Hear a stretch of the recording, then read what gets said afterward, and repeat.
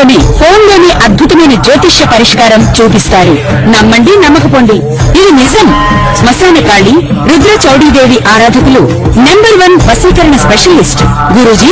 మనిషి పుట్టుక నుండి చనిపోయే వరకు వచ్చే అన్ని క్లిష్టమైన సమస్యలకు పరిష్కారం ఇక్కడ లభిస్తుంది. విద్య, ఉద్యోగం, వ్యవహారం, స్త్రీ ప్రేమ, పెళ్లి, సంతానం, స్త్రీ పురుష వశీకరణం, భూవశం, భార్యాభర్తల కలహాలు, కోర్టు సమస్యలు, విడాకుల సమస్యలు, చేతబడి, అప్పుల బాధ, ఇంకా మీకు ఎలాంటి సమస్యలు ఉన్నా 72 గంటల్లోనే శాశ్వత పరిష్కారం చేయబడును. శ్రీ గురుభ్యో నమః. శ్రీ మహాగణాధిపతే నమః. శ్రీ మహాసరస్వత్యై నమః. హరి ఓం. శ్రీమాత్రే నమః.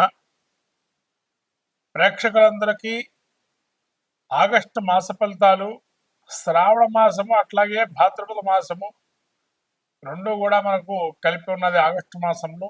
ఈ ఆగస్టు మాసంలో ముఖ్యంగా వినాయక చవితి, గురు పుష్య యోగము, అలాగే ఋషి పంచమి, దూర్వాష్టమి వ్రతంతో ముగుస్తుంది. అలా మహత్తరమైనటువంటి రోజులు ఈ శ్రావణ మాసం అట్లాగే భాద్రపద మాసం చివరిలో ఉంది. ఆగస్టు చివరిలో భాద్రపదం మొదలవుతుంది. మహత్తరమైన రోజులు. దీక్షాక్రమం, వ్రతాధికారులో ఎక్కువగా మనము ఈ శ్రావణ మాసంలో మొదలు పెట్టుకుంటాము. కాబట్టి ఇక్కడి నుంచి మహాలక్ష్మి ఆరాధన అంటే ఆ యొక్క లక్ష్మీ అమ్మవారి అనుగ్రహం కలగాలని, వైశాఖ మాసం జ్యేష్ఠ మాసంలో విష్ణుమూర్తి అనుగ్రహము, అట్లాగే లక్ష్మీదేవికి శ్రావణ మాసము, భాద్రపదంలో గణపతి, అట్లాగే ఆశ్వయుజంలో దుర్గా, అట్లానే మనకు కార్తీకంలో ఈశ్వరుడు, మార్గశీర్షంలో మళ్ళీ విష్ణుమూర్తి, శక్తి, అలాగే మళ్ళీ జనవరి అంటే పుష్యమాసంలో సూర్యనారాయణ స్వామి. ఇలా ఆ యొక్క సమాంతరమైన ఫలితాలు అనేక మాసంలో ఉన్నాయి. ముఖ్యంగా శ్రావణ మాసంలో ఏ విధంగా ఉండబోతుంది, ఈ యొక్క ఆగస్టు మాసంలో మాస ఫలితాల్లో మనం చూసినట్టయితే ద్వాదశ రాశుల వారు ఎటువంటి ఫలితాలు ఉంటాయి అనేది మనము చెప్పుకుందాము. ప్రధానంగా ఈ యొక్క మేషరాశి వారికి ఏ విధంగా ఉండబోతుందో ఈ యొక్క శ్రావణ భాద్రపద మాసాదుల్లో ఆగస్టు మాసంలో ఫలితాలు చెప్పుకుందాము.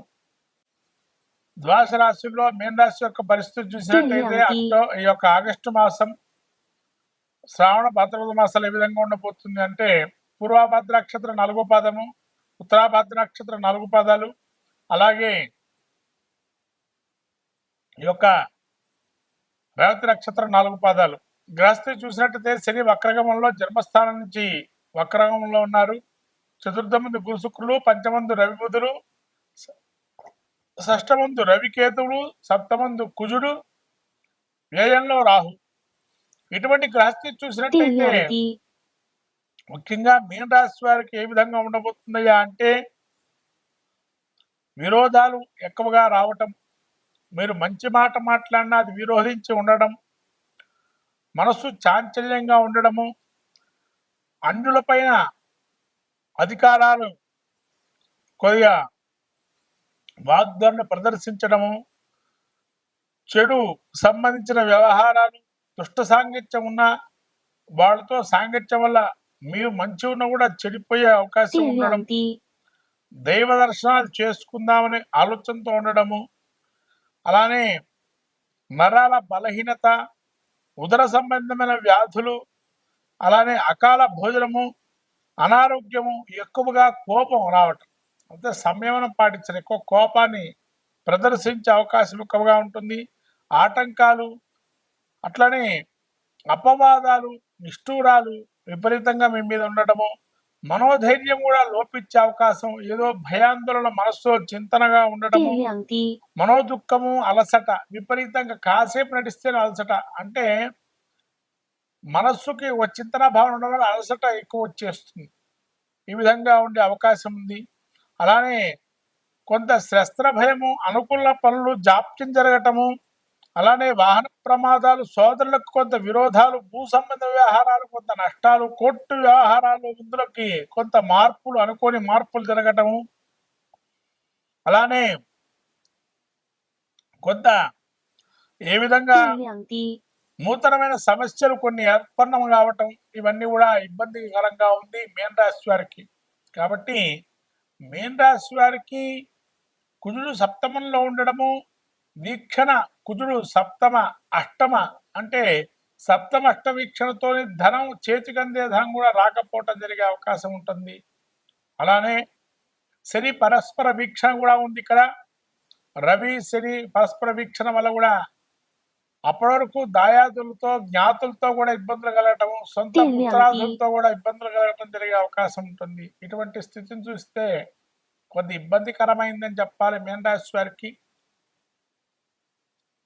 ఈ ఆగస్టు మాసం ఒక యోగంగా ఉన్నటువంటి ఒక రవి యోగాన్ని అంటే ఆరోగ్యానికి సంబంధించిన విషయాలు బాగున్నాయి. మిగతా మానసికంగా, ఆర్థికంగా, మనసులో చింతన భావన కలిగే అవకాశాలు ఎక్కువగా ఉన్నాయి. ఆరోగ్యాన్ని మళ్ళీ సమపాళ్లలో యోగప్రదంగా మార్చుకుంటారు ఉత్తరార్థంలో. పూర్వార్థం బాగలేకపోయినా ఉత్తరార్థం బాగుంది. మంచి ఆలోచన జ్ఞానాన్ని కూడా ఈ యొక్క నెల అంకం చివరిలో పొందే అవకాశం ఉంటుంది. అంటే అప్పటి వరకు కొద్ది స్తబ్దుగానే ఉంటుంది నెలంతా కూడా. మీన రాశి వారికి అవయోగమని చెప్పాలి. యోగప్రదంగా పొందడం విష్ణు సహస్రనామ పారాయణ ధ్యానంలో పెట్టుకోవటం, అట్లనే తులసిమాల సమర్పణ చేయటం, రాహుకి 12లో ఉన్నాడు కాబట్టి వడలని నైవేద్యంగా పెట్టి ఆదివారం రోజు కాలభైరవుడికి తినిపించటం లాంటివి చేయటం వల్ల మంచి ఫలితాలు ఉంటాయి. ఈ విధంగా చేస్తే మీన రాశి వారికి సౌఖ్యప్రదంగా ఉంటారు. గురు శుక్రుడు కూడా అంటే నవధాన్యాలన్నీ కూడా కలుపుకొని హోమగుండం నిత్యాగ్నిహోత్రంగా అదే సాయిబాబా దుల్లో వేస్తే కూడా మంచి ఫలితాలు ఉంటాయి. ఎక్కడైనా నవగ్రహ హోమం కానీ ఏదైనా హోమం చేస్తే హోమానికి సంబంధించిన ద్రవ్యాలు నవధాన్యాలు ఇచ్చి హోమంలో వేస్తే కూడా మంచి ఫలితాలు ఉంటాయి. నెయ్యిని కూడా ఇస్తే కూడా ఇటువంటి స్థితులు బాగా యోగప్రదంగా ఉన్నాయి మీన రాశి వారికి. కాబట్టి అవి చేసుకోవడం వల్ల పరిష్కార మార్గాలు మంచిగా ఉంటాయి. నూతన వ్యాపారాలు పెట్టడం మొదలు పెట్టుకోవడం మంచిది కాదు. ఇంకా నూతన కార్యక్రమాలు ఏవి చేపట్టద్దు. 电量低， అట్లానే ఇన్వెస్ట్మెంట్స్ కానీ, వ్యాపారంలో నైపుణ్యత కానీ ఏవైతే ఉంటాయో ఉన్న వాటితోనే గడపండి, కానీ కొత్త వాటిని ఏదైనా తీసుకురాకండి. నెల అంత మంచిగా లేదు కాబట్టి తర్వాత నెలలో మంచి ఫలితాలు ఉంటే అప్పుడు దానికి సంబంధించిన ఆలోచన చేయొచ్చు. ఇప్పుడు ఏది ఆలోచించినా మంచిగా పోయినా చెడు ఎదురయ్యే పరిస్థితి ఉంది కాబట్టి ఇది మనం కొంత ఈ మాసాన్ని పక్కకు పెట్టుకోవడం మంచిది. తద్వారా మంచి ఫలితాలు సాధించాలంటే విష్ణు సహస్రం పారాయణము, నవగ్రహ ధాన్యదానాలు, నవగ్రహ ధాన్యాన్ని 电 నేను 量 కానీ 低， హోమంలో సమర్పించడం వల్ల మంచి ఫలితాలను మీన రాశి వారికి. శ్రీమాత్రే నమః. మొత్తం మీద ద్వాదశ రాశుల వారు పరిస్థితి చూసినట్టయితే 电量低， మిశ్రమ ఫలితాలు కొన్ని యోగాన్ని ఇస్తున్నాయి, కొన్ని అవయోగాన్ని ఇస్తున్నాయి.